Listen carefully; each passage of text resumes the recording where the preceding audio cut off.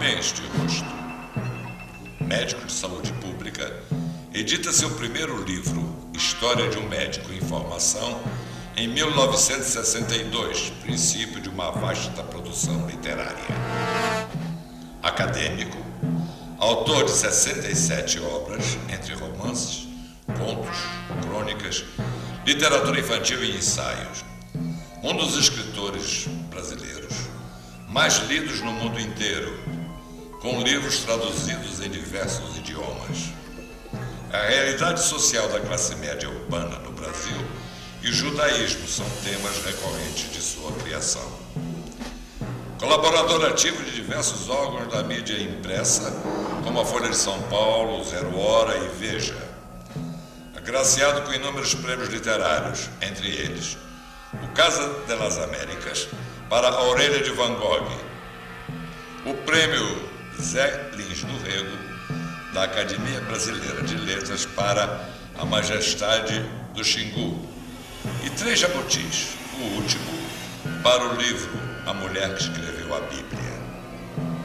Acaba de receber a medalha Ordem do Mérito Cultural, dado pelo Ministério da Cultura do Governo. Sua missão é dar prazer e emoção ao leitor. Hoje, vamos viver a verdade, de Moacir Scliar.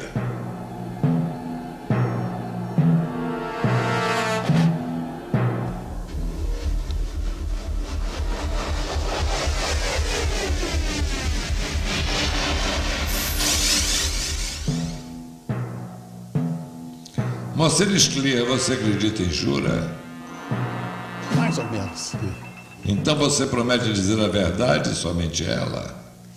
Bom, admitindo que a gente saiba o que é a verdade, não é? Eu até que prometo. Vou fazer força, pelo menos, para dizer a verdade, somente a verdade e nada mais do que a verdade. Moacir Scliar, diante do Brasil, a verdade. Eu acho que é um grande país, é um país no qual eu acredito firmemente. Eu sou herdeiro de um sonho que meus pais, que eram imigrantes vindos da Rússia, trouxeram quando vieram para o Rio Grande do Sul, dentro de um movimento migratório que, aliás, neste ano de 2004 completa 100 anos. E eles tinham a visão do Brasil como lugar dos seus sonhos. Pergunta da produção. O que segura o leitor a um bom livro hoje em dia? No mundo cada vez mais informatizado, que nos faz zapear de modo intermitente de uma mídia para outra, de um texto para outro, o que funciona? O livro é um objeto que tem a sua existência consagrada através dos séculos. O livro tem meio milênio de existência. Nesse meio milênio ele provou que realmente ele pode resistir ao teste do tempo. E resiste exatamente porque é um objeto modesto, é um objeto que está sempre ali ao nosso alcance. A gente lê quando tem vontade, a gente deixa de lado quando não tem vontade. Não é a mesma coisa que a cultura da imagem. Portanto, ainda que hoje em dia a informação possa ter outras maneiras de ser disseminada, e o mesmo se pode dizer da ficção, o livro tem e sempre terá o seu público fiel. Você é primo de 2 grandes Scliar. Salomão, fotógrafo do Cruzeiro, um dos maiores fotógrafos do Brasil, que morreu cedo. E Carlos Scliar, meu irmão, provavelmente entre os 10 maiores pintores do Brasil, que morreu recentemente. Isto é mal de família? Eu acho que é. Acho que é um genoma do qual não dá para se envergonhar, porque realmente, além desses 2 grandes nomes, muitos outros, Scliar também foram pessoas de destaque na arte, na cultura, em atividades científicas. É uma família grande, eram 9 irmãos que vieram da Rússia, não é? E valorizavam extremamente as atividades culturais. E o pai do Carlos Scliar, do Salomão Scliar, o Henrique Scliar, também era uma figura exemplar nesse sentido. Ele foi o criador de teatro de amadores em Porto Alegre. Ele desenvolveu o Clube de Cultura que marcou a época da nossa cidade.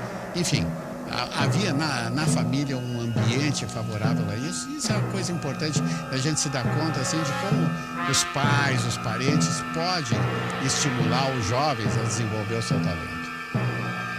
Flávio Moreira da Costa, escritor descortina o passado. Nós moramos no bairro de Bonfim, em frente ao Parque da Redenção e um quartel-general do Exército de um Homem Só. E tantas outras histórias tuas. Diga para o Brasil da importância do Bonfim na tua formação. Escritor precisa falar de sua aldeia para se tornar nacional ou universal. Certamente essa frase do Tolstói, que o Flávio Moreira da Costa, como grande escritor, cita com conhecimento de causa, ela realmente se aplica ao meu caso. Ele fala aí de um livro que é muito importante na minha carreira, na minha trajetória, que é O Exército de um Homem Só. Um livro no qual eu falo dos jovens do bairro do Bonfim, em Porto Alegre. Eu preciso explicar que esse era um bairro, na minha infância, na minha juventude, um bairro de imigrantes, como era a minha família, e gente que partilhava um ideal, inclusive um ideal de transformação social. Então, O Exército de um Homem Só é a história de um desses jovens, um jovem que tem um projeto utópico que ele acredita que vai realizar sozinho e que o leva a quebrar a cara, mas não perder a sua fé. Então, acho que o Bonfim era isso, um repositório de sonhos, né? E esse momento que eu vivi foi um momento extremamente fecundo, transitório, porém fecundo, e que eu me alegro de poder retratá-lo no meu trabalho. Cante a tua aldeia e serás universal. É a frase a qual você se referiu. O filósofo Leandro Conder pede o início de tudo. A medicina das vicissitudes do judeu e das peculiaridades gaúchas. Você é um devorador de experiências literárias de vários autores. Da riqueza diversidade das fontes, qual seria aquela que você se lembraria em primeiro lugar como sendo a matriz literária do seu humanismo? Essa é uma grande pergunta, né, de um grande filósofo, um grande intelectual. E realmente, assim, quando eu volto no tempo em busca daquela semente, daquilo que me impulsionou a escrever, eu me reporto não a um livro, a um conjunto de livros, mas eu me reporto a duas figuras importantes da minha vida, como são na vida de qualquer pessoa. Meu pai, que era um grande contador de histórias, era um homem que não teve ensino formal, ele mal sabia ler e escrever, não lia, mas sabia narrar como poucas pessoas sabem narrar. Ele me encantava com as histórias dele. O mesmo acontecia com a minha mãe, que, embora da mesma origem, conseguiu estudar e era professora, e que, além de ser contadora de histórias, era também uma leitora, e me introduziu a esse verdadeiro mundo mágico que era o mundo da leitura. Ela me levava para comprar livros na Livraria do Globo, tradicional estabelecimento de Porto Alegre, e me lembro assim que nós, sendo uma família pobre, eu sempre ficava assim reticente, eu ficava hesitante em relação aos livros que eu sabia que custavam dinheiro. Mas ela dizia assim, olha, na nossa casa pode faltar qualquer coisa, até comida pode faltar, mas livros não pode faltar. E assim eu comecei a ler, comecei pelo Monteiro Lobato, como toda a minha geração, e depois cheguei a Érico Veríssimo, que era o nosso escritor do Rio Grande do Sul, Jorge Amado, amigo da minha família, a pessoa que eu lembro assim com o maior carinho, maior saudade, e que era uma presença viva. Quando ele vinha a Porto Alegre, e olhar o Jorge Amado era uma coisa assim que era quase que um ritual para nós, né? Aquela pessoa que sabia escrever livros, que era um escritor e que eu admirava e invejava. O poeta Mano Melo questiona: o Sul é berço de grandes escritores, conta também com um grande movimento editorial.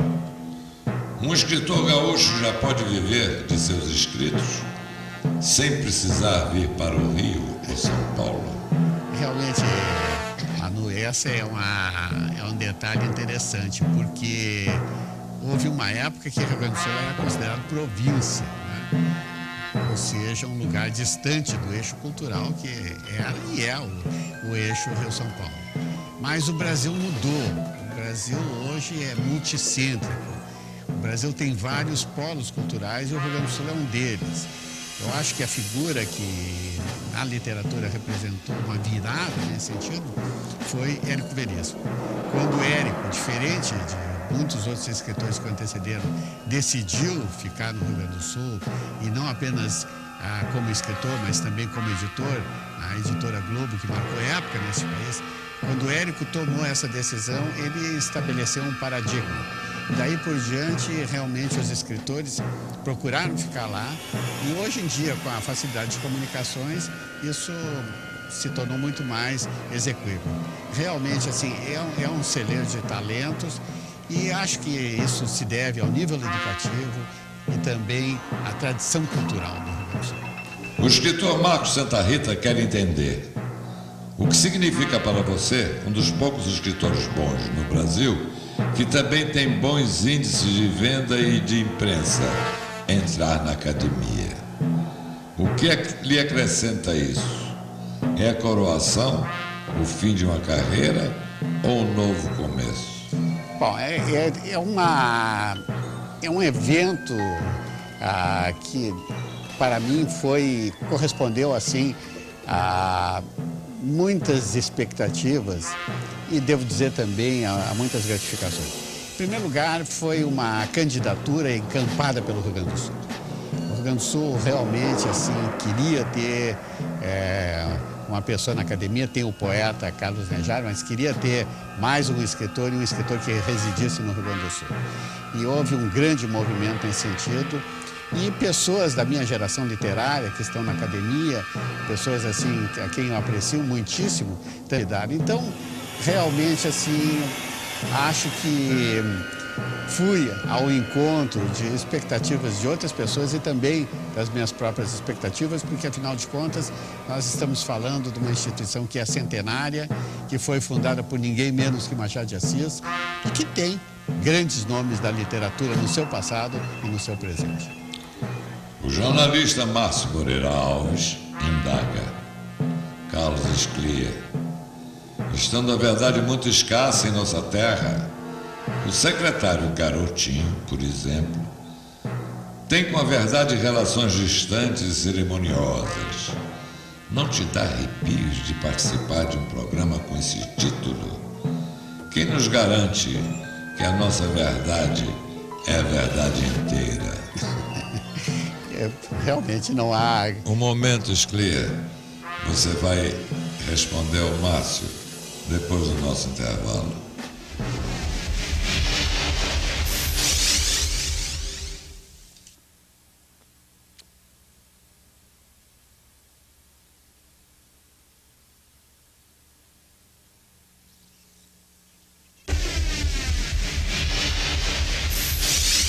Scliar, responda agora a pergunta de Márcio Moreira Alves. Bom, em primeiro lugar, eu quero agradecer essa pergunta porque vem de uma pessoa que é verdadeiramente lendária no jornalismo e na intelectualidade brasileira. E realmente não podemos saber assim o que é a verdade, mas podemos tentar ir em busca dela e essa tentativa eu acho que condiciona a nossa busca intelectual e a nossa busca emocional e dá sentido à nossa existência. Murilo Melo Filho, escritor acadêmico e seu colega e confrade, quer entender. Você está integrando uma das inesquecíveis bancadas de grandes e ilustres mestres gaúchos. Alcides Castilhos Maia, Augusto Meyer, Getúlio Dornelles Vargas, João Neves da Fontoura, Álvaro Maria da Soledade Pinto Fonseca Velhinho Rodrigues da Silva Moreira, ou simplesmente Moreira, Clodomir Viana Mug e Carlos Nejar. Como você se sente na companhia de acadêmicos tão brilhantes embora não raro, de sobrenomes tão compridos.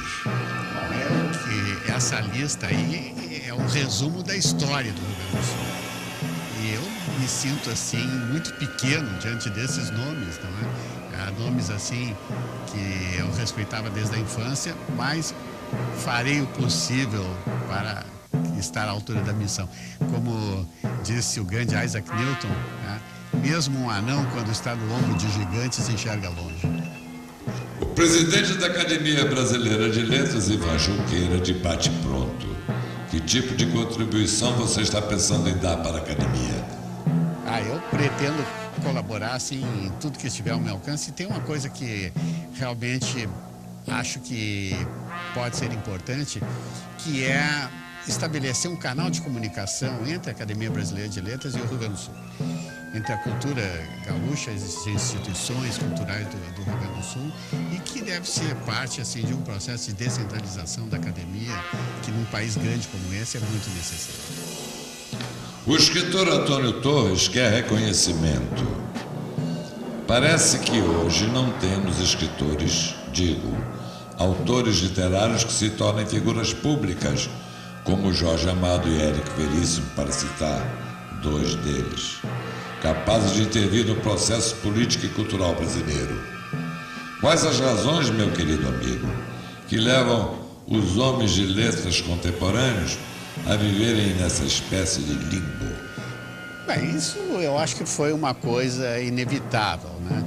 No século XIX, os intelectuais funcionavam como a consciência popular. Esse papel hoje é desempenhado por numerosas pessoas, né? Jornalistas, professores, artistas, né? Então, os escritores estão num papel mais modesto, mas em relação aos seus leitores, acho que continuam sendo de grande importância. Arnaldo Esquier, também acadêmico, pede a relação. A profissão de médico ajudou na sua carreira de escritor? Querido Arnaldo, realmente ajudou muitíssimo, porque a experiência de ser médico, eu tenho uma dupla experiência como médico. Eu atendi pacientes na primeira fase da minha profissão e vivi essa situação assim de estar diante da dor, do sofrimento, da morte, essa experiência humana transcendente que é matéria-prima para a literatura. Depois eu fui para a saúde pública e isso me ajudou a conhecer melhor a realidade brasileira. E isso também eu incorporei nos meus livros. De outra parte, acho que literatura ajuda muito os médicos a visualizarem a dimensão humana da sua profissão. O poeta e tradutor Ivo Barroso dá ideia. Que tal escrever um romance sobre o nascimento e desenvolvimento da indústria vinícola no Rio Grande do Sul? A ideia é boa, mas eu não sou a pessoa mais talhada para isso, porque eu não bebo. Tá perdendo. Eu sou incapaz de distinguir esses vinhos fantásticos dos vinhos mais vagabundos. Então, realmente, eu seria um desastre escrever nesse livro. O jornalista José Castelo pede análise. Qual foi a maior dor que a literatura lhe causou? E como você, que é médico dela, se curou? Pois olha, eu acho que a maior dor foi exatamente o meu primeiro livro, Histórias de Médico e Informação, que eu publiquei e depois relendo, vi que não era aquilo que eu esperava. Mas aí já era um livro, eu não tinha como voltar atrás. Eu me recuperei disso aprendendo essa lição e aprendendo que a gente não deve ser precipitado para publicar, que a gaveta é uma grande conselheira do escritor, assim como é a cesta do lixo também. Cristiane Costa, editora do Caderno Ideias do Jornal do Brasil, quer saber do processo literário. Por que você escreve? O que te move intimamente a imaginar histórias? Eu acho que essa é uma pergunta para a qual não temos resposta. É algum lugar da nossa mente que gera essas fantasias que depois se apresentam sob a forma de textos escritos. O que eu posso dizer que isso talvez corresponda a uma vocação, assim como existem vocações musicais. Certo é que também é uma fonte de um grande prazer. traduzir em palavras aquilo que a gente sente, aquilo que a gente imagina, é uma realização pessoal que preenche a vida de qualquer pessoa. O escritor e crítico Salviano Santiago pede a fórmula. Não é fácil ser um escritor brasileiro. Mais difícil ainda é continuar sendo escritor brasileiro por tantos anos. E o quase impossível é conseguir a alta estatura artística que o seu trabalho ficcional atingiu. Já que você é dublê de médico e escritor, dê detalhe para nós da receita de que você se valeu para sobreviver com tanta dignidade num país que nem sempre prestigiou o bom autor nacional. Realmente, o Salviano, que é um grande escritor, um grande professor de literatura, um grande crítico, sabe que é difícil. Mas mais difícil ainda é ser um operário brasileiro. Mais difícil ainda é ser um desempregado brasileiro. Então, de alguma maneira, acho que, apesar de tudo, ainda somos felizados. E a receita, se é que a gente pode chamar de receita, é acreditar, ir em frente e saber que as nossas possibilidades não são muito grandes, mas elas existem e a gente tem que persegui-las de todas as maneiras possíveis. A escritora Susana Vargas, que coordena a Estação das Letras, pede a fórmula. Você é um autor bastante prolífico. Onde arranja tanto tempo de exposição e concentração para escrever tanto? Qual é o segredo? A Susana, que é uma grande poeta, né, e que é do Rio Grande do Sul, sabe que morar no Rio Grande do Sul ajuda, né? Porque realmente, assim, pelo fato de ser um lugar mais tranquilo, a gente tem mais tempo, né? E além de ter mais tempo, tem que saber organizar o tempo. Então eu aprendi, sendo médico e querendo ser escritor, que eu teria que utilizar cada minuto vago, teria que cavar tempo de alguma maneira, e isso fez com que realmente, assim, eu me tornasse produtivo, né? Tive que sacrificar o meu lazer e me arrependo disso, porque se eu deixei de fazer coisas, eu também tive essa recompensa que é a escrever, que é a criação literária. E tive a sorte também de ter o apoio da minha família, da minha mulher, do meu filho, que sempre me estimularam, assim como amigos e outras pessoas, de modo que, nesse sentido e em muitos outros, eu posso me considerar uma pessoa muito afortunada. Agora, as rapidinhas. Ping Pong. Porto Alegre. Meu lar. Colégio Ides. Me lembra a minha mãe, professora Sara Esclier. Missão do médico. Ajudar as pessoas a encontrar a sua humanidade. Primeira emoção com a escrita. A minha autobiografia, publicada, ou melhor dito, escrita quando eu tinha 7 anos e que foi necessariamente uma obra incompleta. Os Pampas. É uma terra de sonhos e é uma terra que gerou essa figura admirável que é a figura do gaúcho. Segredo do Sul. O Sul é um lugar à parte, povoado por fantasias, povoado por sonhos e herdeiro de uma tradição que realmente, assim, para um escritor, é uma fonte inesgotável de inspiração. Literatura judaica. É uma fonte inesgotável, é uma coisa impressionante a associação entre judaísmo e literatura, entre judaísmo e texto. Em termos de criatividade e uma coisa muito importante, em termos de humor, o que é o tradicional do humor judaico. E escritores que te marcaram? Vários. Érico Veríssimo, Monteiro Lobato, Jorge Amado, Guimarães Rosa, Graciliano Ramos, Clarice Lispector, a grande Clarice Lispector, escritores estrangeiros como Chekhov, como Isaac Babel, enfim, muitos. Missão do escritor. Emocionar as pessoas, ajudar as pessoas a viver e ajudar as pessoas a encontrar a verdade, essa verdade que dá nome ao programa. Moacir Sclia. Fale sobre a importância de receber a Ordem do Mérito Cultural e traduz sentimentos em palavras. É uma ordem que já foi conferida a dezenas de pessoas no nosso país. Ela tem a chancela do Ministério da Cultura e fala muito da cultura brasileira, essa cultura pujante, essa cultura que encanta o mundo e da qual todos nós somos dignos, ou, no meu caso, humildes representantes. Monsieur Esclier, primo de dois grandes irmãos artistas que eu tive. Eu hoje acho que posso chamá-lo assim também. Muito obrigado e boa noite. Muito obrigado e boa noite também.